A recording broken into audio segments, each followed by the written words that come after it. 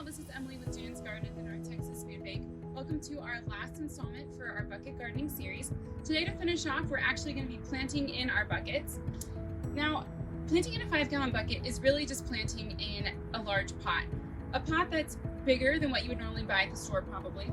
But what I love about 5-gallon buckets is how deep they are. They allow the plants to grow a really extensive and deep root system, which is fantastic and what is exactly needed for them. The materials that we're going to need today really aren't that much. We have over here a bag of soil. Of course, we'll need potting soil to put in our bucket. I also have Osmocote here. This is just a slower release fertilizer that I'm going to be using. It's safe for vegetables and edible plants. I'll be adding that in the mixture as well. I have compost down at my feet that will finish off that mixture for the bucket.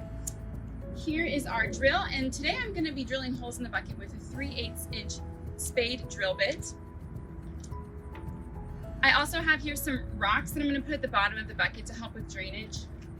They're pretty flat and they're kind of big, and they're just what we had in the garden, so that's what I'm going to be using today. Of course, we'll need our 5-gallon bucket and any kind of plants that you want to use to plant in the bucket. I'm using pepper transplants today, but you're more than welcome to use seed, and that will work just as well. All right, so before we start assembling our bucket garden, I just want to make a quick note that we are using a food grade bucket. This is just a fairly inexpensive one that we found at Home Depot, so they're pretty easy to find if you want to use a food grade bucket. So as you can see here, I've already started drilling the holes in the bottom of the bucket, and I didn't measure out how far or close they need to be. I just started drilling some holes to make sure there's enough for the drainage. I also drilled some on the outside. You can kind of see about 1/2 inch to 1 inch from the bottom on the outside of the bucket. So what I'm going to do now is finish drilling the few extra holes that are needed in this bucket, probably about in this area.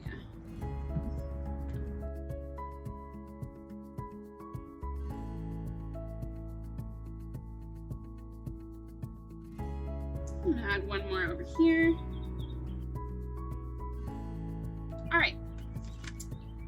So once your holes are made, you can flip the bucket over, and once you've done the ones on the outside, you can flip the bucket over and we'll start filling it with the material at the bottom.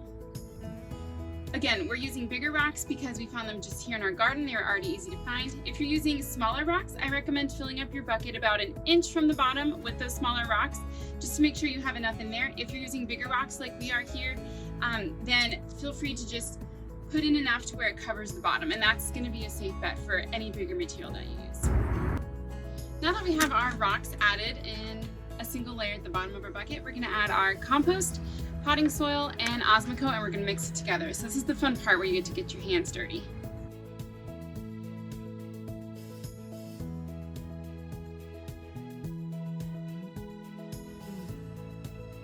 Now that we've filled up our 5-gallon bucket about 1 inch from the top here, all we have to do now is plant our plants.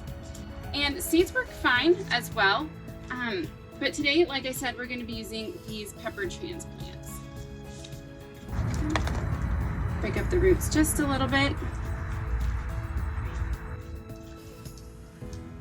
All right, and all you have left to do is to water your pepper plants. And then you have a 5-gallon bucket garden ready to go. So that's going to wrap us up here today at Jan's Garden. I hope you enjoyed it and learned something new, and we'll see you next time. Keep growing good times.